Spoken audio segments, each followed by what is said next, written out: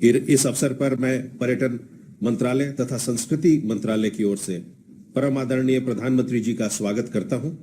महोदय, आपसे अनुरोध है कि अपने उद्बोधन द्वारा हम सभी का मार्गदर्शन करने की कृपा करें।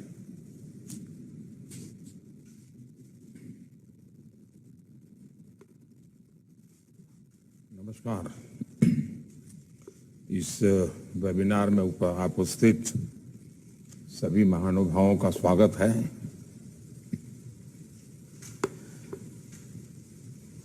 आज का नया भारत नए वर्क कल्चर के साथ आगे बढ़ रहा है। इस बार भी बजट की खूब वाहवाही हुई है।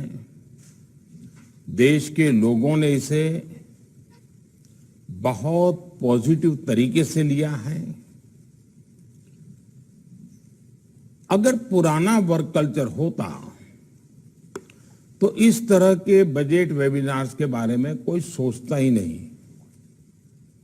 लेकिन आज हमारी सरकार बजट के पहले भी और बजट के बाद भी हर स्टेक होल्डर के साथ विस्तार से चर्चा करती है, उनको साथ लेकर के चलने का प्रयास करती है।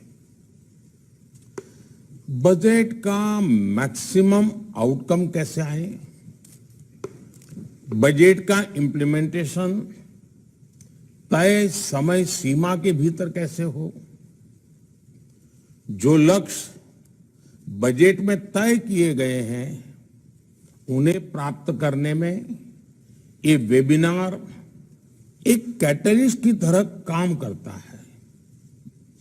आप भी जानते हैं कि मुझे हेड ऑफ द गवर्नमेंट के तौर पर काम करते हुए 20 साल से भी अधिक समय का अनुभव रहा है।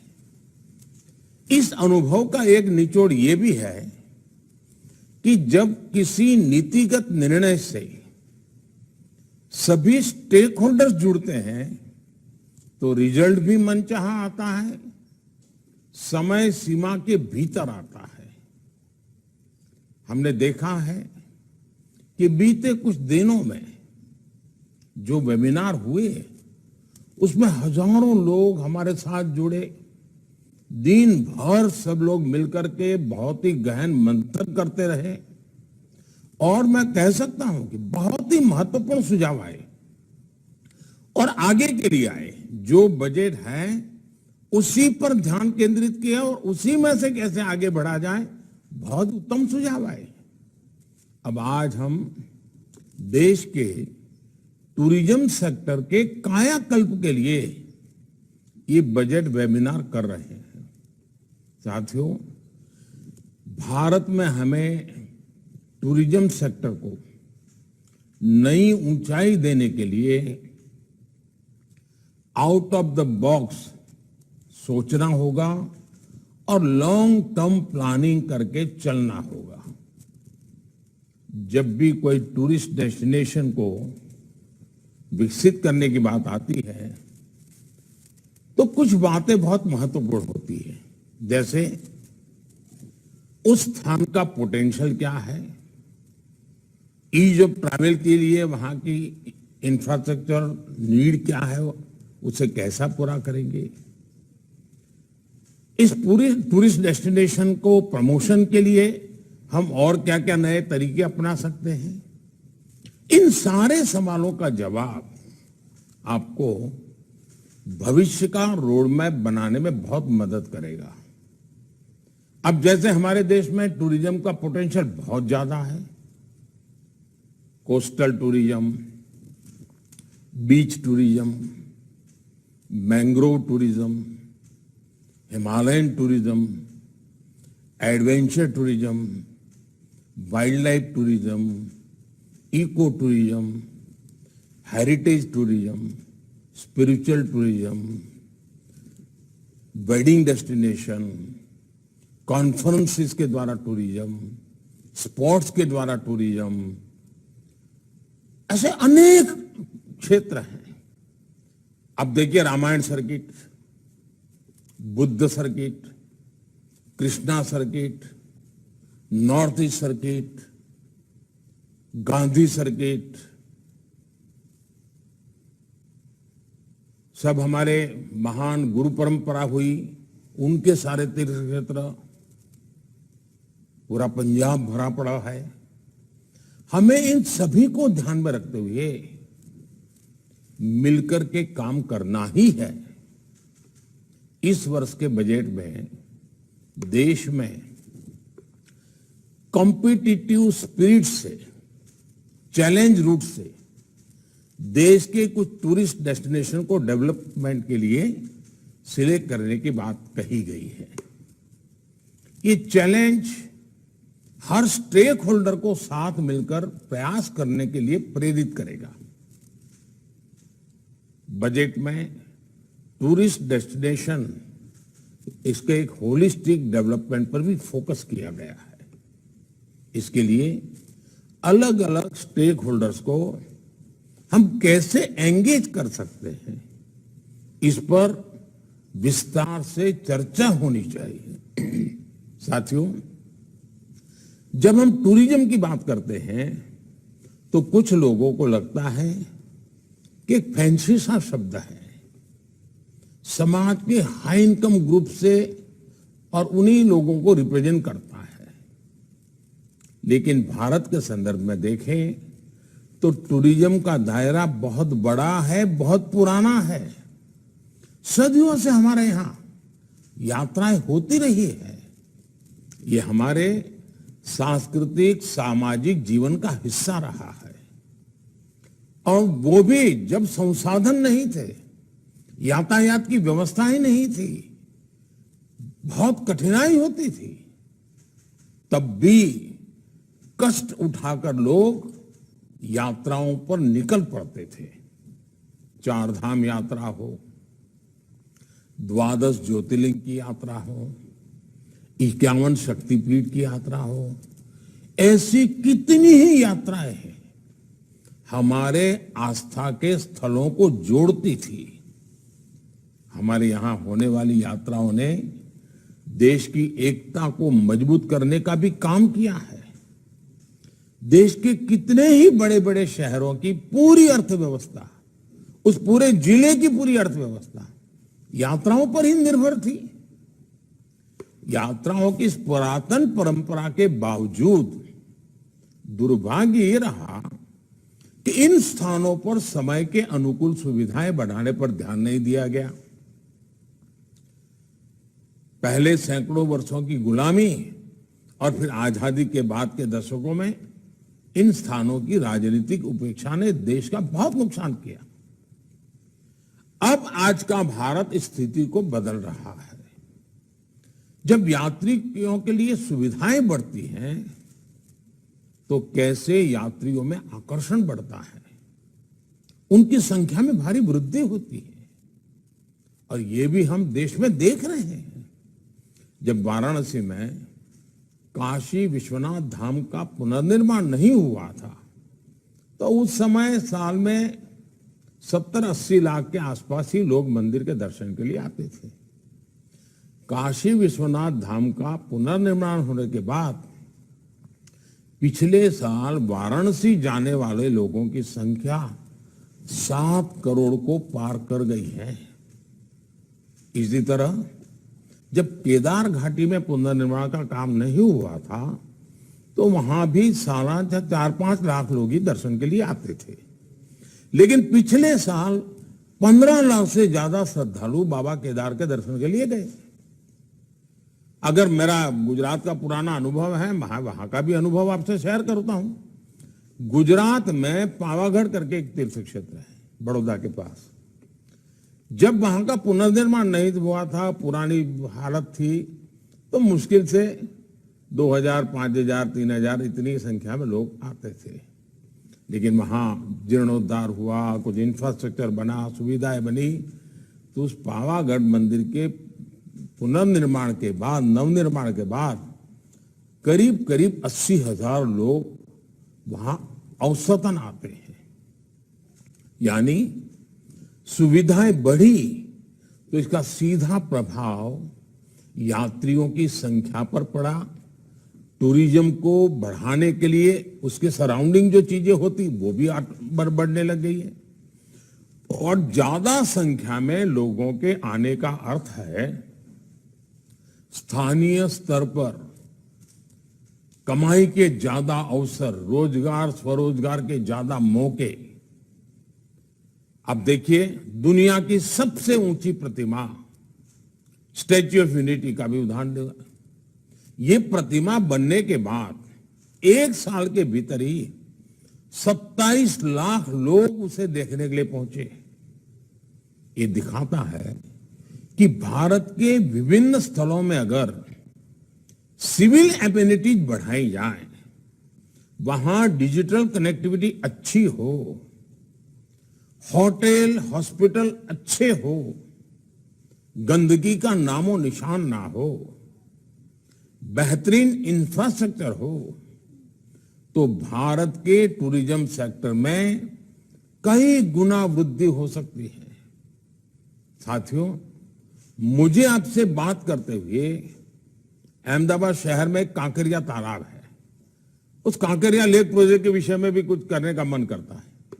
अब ये कांकरिया लेक प्रोजेक्ट शुरू होने से पहले वहां आमतौर पर लोग जाते नहीं थे, वैसे ही वहां से गुजरना पड़े तो गुजरे, लेकिन वहां कोई जाता ही नहीं था। हमें वहां न सिर्फ लेक का रिडेवलपमेंट किया, बल्कि फूड स्टॉल्स में काम करने वालों को स्किल डेवलपमेंट भी किया। आधुनिक इंफ्रास्ट्रक्चर के साथ हमने वहां स्वच्छता पर भी बहुत जोर दिया। अब कल्पना कर सकते हैं कि आज वहां एंट्री फी होने के बावजूद भी औसतन प्रतिदिन 10,000 लोग मुलाकात करते हैं। ऐसे ही तरीकों से हर टूरिस्ट डेस्टिनेशन अपना एक रेवेन्यू मॉडल भी विकसित कर सकता है। साथियों, ये वो समय है जब हमारे गांव भी टूरिज्म का केंद्र बन रहे हैं। बेहतर होते इंफ्रास्ट्रक्चर के कारण हमारे दूर सुदूर के गांव अब टूरिज्म पर के मैप पर आ रहे हैं। केंद्र सरकार ने बॉर्डर किनारे पर बसे जो गांव है, वहां वाइब्रेंट बॉर्डर विलेज योजना शुरू की है। ऐसे में होम स्टे, छोटे होटल, छोटे रेस्टोरेंट हो, ऐसे अनेक बिजनेस के लिए लोगों को ज्यादा से ज्यादा सपोर्ट करने का काम हम सबको मिलकर के करना है। साथियों, आज एक बात मैं भारत आ रहे फॉरेन टूरिस्ट के संदर्भ में भी बताऊंगा। आज जिस तरह दुनिया में भारत के प्रति आकर्षण बढ़ रहा है, भारत आने वाले विदेशी टूरिस्टों की संख्या भी बढ़ रही है। पिछले साल जनवरी में सिर्फ 2 लाख विदेशी टूरिस्ट आए थे, जबकि इस साल जनवरी में 8 लाख से ज्यादा विदेशी टूरिस्ट भारत आए। विदेश से जो टूरिस्ट भारत आ रहे हैं, हमें उन्हें भी प्रोफाइल करके अपना टारगेट ग्रुप तय करना होगा। विदेश में रहने वाले वो लोग जिनमें ज्यादा से ज्यादा खर्च करने की क्षमता होती है, हमें उन्हें ज्यादा से ज्यादा संख्या में भारत लाने के लिए विशेष रणनीति बनाने की आवश्यकता है।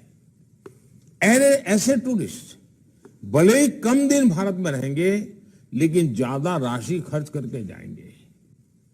आज जो विदेशी टूरिस्ट भारत आते हैं, वो औसतन $1,700 खर्च करते हैं, जबकि अमेरिका में इंटरनेशनल ट्रैवलर औसतन $2,500 और ऑस्ट्रेलिया में करीब $5,000 खर्च करते हैं। भारत में भी हाई स्पेंड टूरिस्ट को ऑफर करने के लिए बहुत कुछ है। हर राज्य को इस सोच के साथ भी अपनी टूरिज्म पॉलिसी में बदलाव करने की जरूरत है। अब जैसे मैं आपको एक और उदाहरण दूंगा। सामान्य तौर पर कहा जाता है कि सबसे ज्यादा किसी स्थान पर रुकने वाला जो टूरिस्ट होता है, वो बर्ड वॉचर होता है। ये लोग महीनों महीनों किसी देश में डेरा डाले रहते हैं। भारत में इतने भांति भांति प्रकार के पक्षी हैं, हमें ऐसे पोटेंशियल टूरिस्ट को भी टारगेट करके अपनी नीतियां बनानी होगी। साथियों, इन सब प्रयासों के बीच आपको टूरिज्म सेक्टर की एक बेसिक चुनौती पर भी काम करना है। यह है हमारे यहां प्रोफेशनल टूरिस्ट गाइड की कमी। गाइड्स के लिए स्थानीय कॉलेजों में सर्टिफिकेट कोर्स हो, कंपटीशन हो, बहुत अच्छे नौजवान इस प्रोफेशन में आगे आने के लिए मेहनत करेंगे और हमें शानदार अनेक भाषा बोलने वाले अच्छे टूरिस्ट गाइड मिलेंगे। उसी प्रकार से डिजिटल टूरिस्ट गाइड भी अब तो अवेलेबल है, टेक्नोलॉजी का उपयोग करके भी कर सकते हैं। किसी एक विशेष टूरिस्ट डेस्टिनेशन में जो गाइड काम कर रहे हैं, उनकी एक स्पेसिफिक ड्रेस या वर्दी भी होनी चाहिए। इससे लोगों को पहली नजर में ही पता चला जाएगा कि सामने वाला जो व्यक्ति है वो टूरिस्ट गाइड है और वो हमारी इस काम में मदद करेगा। हमें ये याद रखना होगा कि जब कोई भी टूरिस्ट किसी स्थान पर पहुंचता है तो उसके मन में सवालों का भंडार भरा होता है। वो अनेक सवालों के तत्काल समाधान चाहता है। ऐसे में गाइड उन सभी सवालों के जवाब खोजने में उनकी मदद कर सकता है। साथियों, मुझे विश्वास है इस वेबिनार के दौरान आप टूरिज्म से जुड़े हर पहलू पर गंभीरता से विचार करेंगे। आप बेहतर सॉल्यूशन के साथ सामने आएंगे। और मैं एक और बात कहना चाहता हूं। जैसे टूरिज्म के लिए हम मान लीजिए हर राज्य एक या दो बहुत ही अच्छे टूरिस्ट डेस्टिनेशन पर जोर लगाता है, तो एक शुरुआत कैसे कर सकते हैं? हम तय करें कि भाई स्कूल से बच्चे जो टूरिस्ट के रूप में निकलते हैं, हर स्कूल टूरिस्ट करते ही हैं, यात्रा के लिए निकलते ही हैं, 2 दिन 3 दिन के कार्यक्रम बनाते हैं। तो आप तय कर सकते हैं कि भाई फलाने डेस्टिनेशन में शुरू में पर डे 100 लोग स्टूडेंट्स आएंगे, फिर पर डे 200 आएंगे, फिर पर डे 300 आएंगे, फिर पर डे 1000 आएंगे। अलग अलग स्कूल के आए वो खर्चा करते ही हैं। यहाँ जो लोग हैं उनको लगेगा कि इतनी बड़ी संख्या में लोग आ रहे हैं, चलो ये व्यवस्था खड़ी करो, ये दुकान खड़ी करो, पानी की व्यवस्था करो, अपने आप शुरू हो जाएगा। अगर मान लीजिए हमारे सभी राज्य तय करें कि नॉर्थ ईस्ट के अष्टलक्ष्मी हमारे 8 राज्य हैं, हम हर वर्ष 8 यूनिवर्सिटी हर राज्य में तय करें और हर यूनिवर्सिटी नॉर्थ ईस्ट के एक राज्य में 5 दिन 7 दिन टूर करेगी, दूसरी यूनिवर्सिटी दूसरे राज्य में टूर करेगी, तीसरी 10 दिन टूर। आप देखिए आपके राज्य में 8 यूनिवर्सिटी ऐसी होगी जहां के हमारे युवकों को नॉर्थ ईस्ट के 8 राज्यों का पूरा आता पता होगा। उसी प्रकार से आजकल वेडिंग डेस्टिनेशन एक बहुत बड़ा बिजनेस हुआ है, बहुत बड़ा टूरिस्ट डेस्टिनेशन बन रहा है। विदेशे तो लोग जाते हैं, क्या हमारे राज्यों में वेडिंग डेस्टिनेशन के रूप में स्पेशल पैकेज घोषित कर सकते हैं? और मैं तो कहूंगा कि हमारे देश में वातावरण बनाना चाहिए कि गुजरात के लोगों को लगना चाहिए कि भाई 2024 में अगर हमारे यहाँ से शादियों के लिए वेडिंग डेस्टिनेशन होगा तो तमिलनाडु में होगा और तमिल पद्धति से हम शादी करवाएंगे। घर में 2 बच्चे हैं तो कोई सोचेगा कि एक हम असमिया पद्धति से शादी करवाना चाहते हैं, दूसरे की हम पंजाबी पद्धति से शादी करवाना चाहते हैं। वेडिंग डेस्टिनेशन वहां बना देंगे। आप कल्पना कर सकते हैं वेडिंग डेस्टिनेशन इतना बड़ा कारोबार की संभावना है। हमारे देश का टॉप क्लास के लोग विदेश जाते होंगे, लेकिन middle class upper middle class के लोग आजकल वेडिंग डेस्टिनेशन पे जाते हैं और उसमें भी जब नयापन होता है तो उनकी जिंदगी में यादगार हो जाता है। हमने इस दिशा को अभी तक उपयोग नहीं कर रहे हैं, कुछ इन्हें गुने स्थान अपने तरीके से करते हैं। उसी प्रकार से कॉन्फ्रेंसेस, आज दुनिया के लोग कॉन्फ्रेंस के लिए आते हैं। हम ऐसा इंफ्रास्ट्रक्चर तैयार करें, पब्लिक प्राइवेट पार्टनरशिप से करें, लोगों को कहें, जमीन की कुछ ऐसी व्यवस्थाएं करें तो कॉन्फ्रेंसेस के लिए लोग आएंगे तो वो होटल में भी रुकेंगे, हॉस्पिटैलिटी इंडस्ट्री भी बढ़ेगी, यानी एक पूरा इकोसिस्टम डेवलप हो जाएगा। उसी प्रकार से स्पोर्ट्स टूरिज्म भी बहुत क्षेत्र है। हम इनवाइट करें अब देखिए अभी कतर में फुटबॉल मैच हुआ पूरे दुनिया का। कतर की इकोनॉमी में बहुत बड़ा प्रभाव हुआ उसका। दुनिया भर के लोग आए, लाखों लोग आए। हम छोटे से शुरू करें, बहुत बड़ा हो सकता है। हमें इन तरीकों को ढूंढना होगा। उसके लिए फिर इंफ्रास्ट्रक्चर, शुरू में लोग आए ना आए, हम अपने स्कूल के बच्चों, कॉलेज के बच्चों, हमारे सरकार की मीटिंगों के लिए वहां जाना, अगर हम अपने एक डेस्टिनेशन को महत्व देना शुरू करेंगे तो अपने आप और लोग भी आना शुरू करेंगे और फिर वहां की व्यवस्थाएं बनेगी। मैं चाहता हूं कि भारत में कम से कम 50 टूरिस्ट डेस्टिनेशन ऐसे हमने डेवलप करने चाहिए कि दुनिया के हर कोने में पता हो कि अगर भारत जाते हैं तो इस जगह पे तो जाना ही चाहिए। हर राज्य को गर्व होना चाहिए कि दुनिया के इतने देश के लोग मेरे यहाँ आते हैं। दुनिया के इतने देशों को हम टारगेट करेंगे। हम वहां की एम्बेसी को लिटरेचर भेजेंगे, वहां की एम्बेसी को हम कहेंगे कि देखिए आप टूरिस्टों के लिए मदद चाहते हैं तो हम ये मदद करते हैं। हमें पूरी व्यवस्था, हमारे जो टूर ऑपरेटर्स हैं उनसे भी मेरा आग्रह है कि आपको नए सिरे से सोचना होगा। हमें हमारी एप्स, हमारा डिजिटल कनेक्टिविटी, इन सब को बहुत आधुनिक बनाना होगा। और हमारा कोई टूरिस्ट डेस्टिनेशन ऐसा नहीं होना चाहिए जिसकी ऐप यूएन की सभी लैंग्वेजेज में ना हो और भारत की सभी लैंग्वेजेज में ना हो। अगर मैं सिर्फ अंग्रेजी और हिंदी में हमारी वेबसाइट बना देंगे तो संभव नहीं हो। इतना ही नहीं, हमारे टूरिस्ट डेस्टिनेशन पर साइनेज सभी भाषाओं के होने चाहिए। अगर तमिल का कोई सामान्य परिवार आया है, बस लेकर के चला है और वहां पर उसको तमिल में अगर साइनेज मिल जाते हैं तो वो बड़ी आसानी से पहुंच जाता है। छोटी छोटी चीजें हैं जी। हमने एक बार अगर इसके महात्म्य को समझेंगे तो हम अवश्य रूप से टूरिज्म को वैज्ञानिक तरीके से आगे बढ़ा सकते हैं। मैं आपसे आशा करता हूं कि आज के इस वेबिनार में बहुत विस्तार से चर्चा करिए और रोजगार के बहुत सारे अवसर जैसे एग्रीकल्चर में है, जैसे रियल एस्टेट डेवलपमेंट और इंफ्रास्ट्रक्चर में है, टेक्सटाइल में है, उतनी ही ताकत टूरिज्म के अंदर रोजगार की है। बहुत अवसर है। मैं आपको निमंत्रण देता हूं और आपको इस आज के वेबिनार के लिए बहुत शुभकामनाएं देता हूं। बहुत बहुत धन्यवाद।